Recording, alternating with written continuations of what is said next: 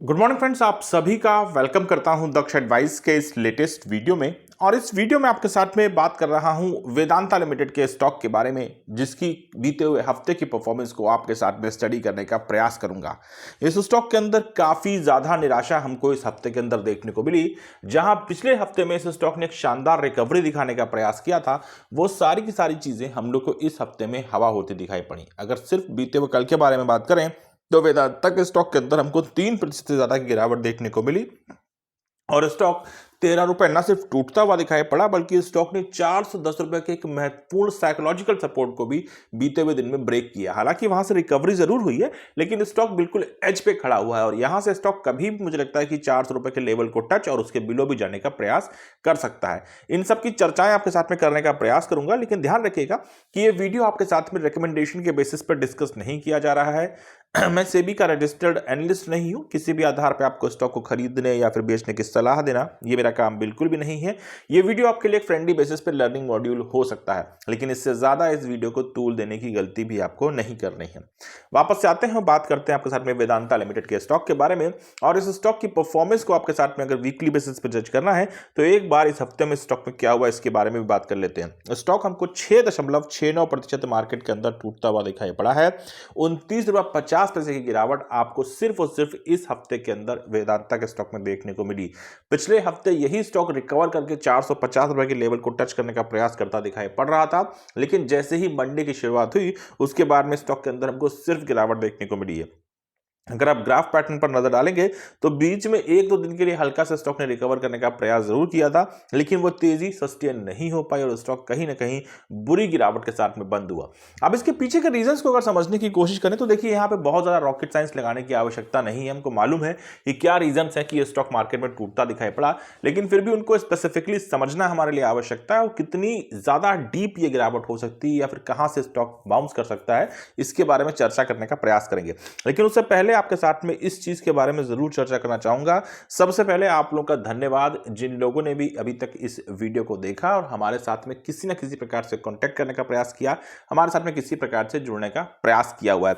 आपके साथ में इस वीडियो का लिंक मैंने आपके इस वीडियो के डिस्क्रिप्शन बॉक्स में दे रखा है। उस वीडियो को एक बार जरूर देखिएगा और डिटेल में समझने का प्रयास कीजिएगा। हो सकता है कुछ चीजें आपके लिए बेनिफिशियल होकर के मार्केट में निकल के आ पाए। खैर, वापस से बात करते हैं वेदांता लिमिटेड के स्टॉक के बारे में। तो वेदांता का स्टॉक इस हफ्ते के अंदर हमको ऑलमोस्ट 30 रुपए टूटता दिखाई पड़ा। यही कंपैरिजन अगर मैं अपने मार्केट में करने की कोशिश करूं तो बाजार के अंदर हमको 100 पॉइंट की गिरावट बीते हुए कल में और पूरे हफ्ते के अंदर 544 पॉइंट की गिरावट देखने को मिली, जो कि 2.25% के बराबर रही। अब 2.25% की गिरावट अगर बाजार में हुई है तो आप अंदाजा लगाइए कि किसी सेक्टर के अंदर कितनी गिरावट हो सकती है। वहीं अगर आपके साथ में बात करी जाए निफ्टी के मेटल सेक्टर के अंदर, तो मेटल सेक्टर मार्केट के अंदर कल हमको तकरीबन कल 0.25% टूटता दिखाई पड़ा और पूरे हफ्ते के अंदर भी इस सेक्टर के अंदर 3% की गिरावट देखने को मिली।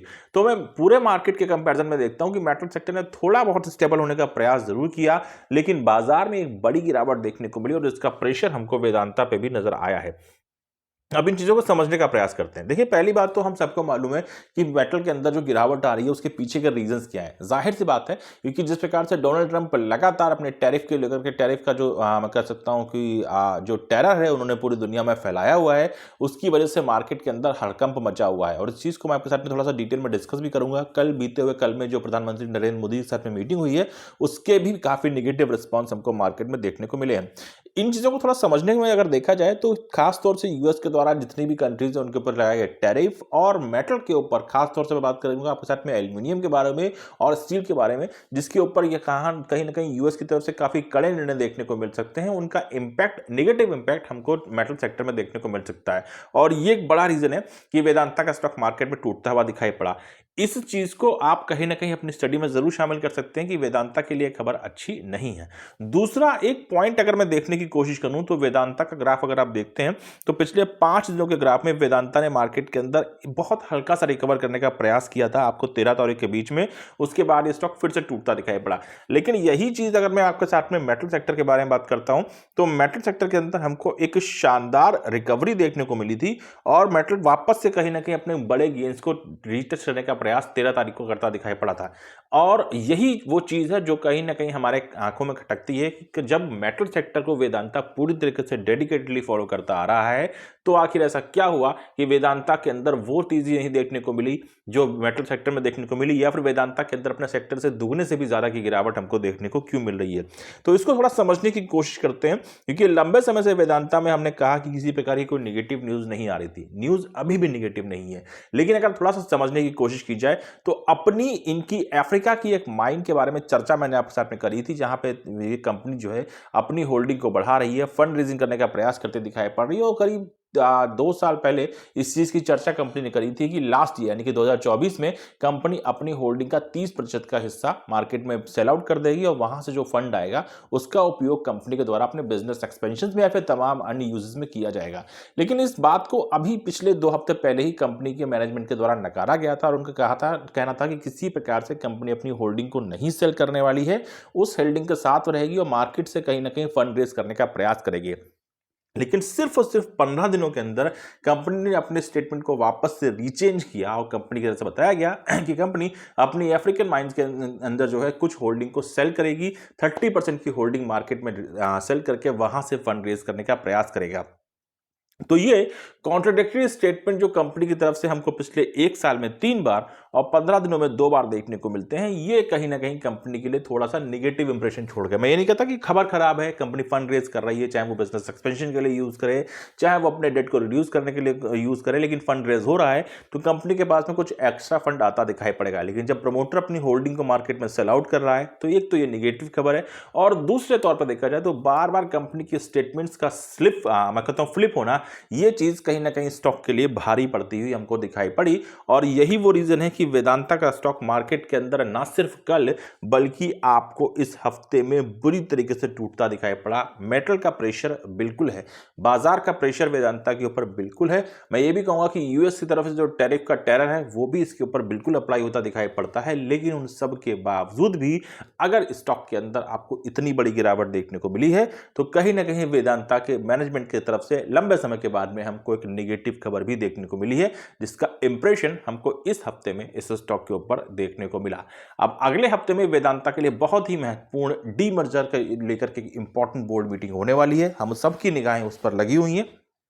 लेकिन उससे पहले इस प्रकार की खबरें आना कहीं ना कहीं स्टॉक को मार्केट के अंदर थोड़ा सा वीक जरूर कर देता है। तो ये मेरी ओवरऑल अंडरस्टैंडिंग है इस खबर को लेकर के, इस स्टॉक के इस हफ्ते की परफॉर्मेंस को लेकर के जो मैं आपसे डिस्कस कर रहा हूं।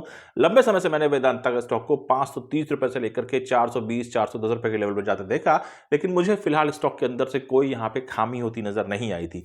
लेकिन हाँ, इस हफ्ते में यहाँ पे जरूर मुझे लगता है कि थोड़ा कहीं ना कहीं कंपनी के मैनेजमेंट की तरफ से जो कुछ हिडन फैक्ट सामने आ रहे हैं, या फिर मैं कहूँ कि ऑल सडन जिस प्रकार की इंफॉर्मेशन को शेयर किया जा रहा है, वो चीजें मुझे लगता है कि कहीं ना कहीं मार्केट में जो इन्वेस्टर्स होते हैं स्टॉक के अंदर, चाहे वो एचएनआई हो, चाहे वो आपके लिए म्यूचुअल फंड्स हो, चाहे मेरे आपके जैसे कोई रिटेलर हो, उन सबके मन में कुछ शंकाएं लेकर के आता है। और ये चीजें या फिर ये इंप्रेशन लंबे समय के बाद में वेदांता के द्वारा हमको मार्केट में आता हुआ दिखाई पड़ा है, जो मेरे ख्याल से इस स्टॉक की इस हफ्ते की परफॉर्मेंस के लिए कहीं ना कहीं रिस्पॉन्सिबल होता हुआ दिखाई पड़ता है। तो ये मेरी ओवरऑल अंडरस्टैंडिंग है, जिसका उपयोग आपकी रिसर्च, आपकी स्टडी के लिए आप चाहें तो कर सकते हैं, लेकिन वीडियो को फॉलो नहीं करना है, अपनी स्टडी का हिस्सा बनाने का प्रयास आपके द्वारा किया जा सकता है। Thank you so much, have a nice day.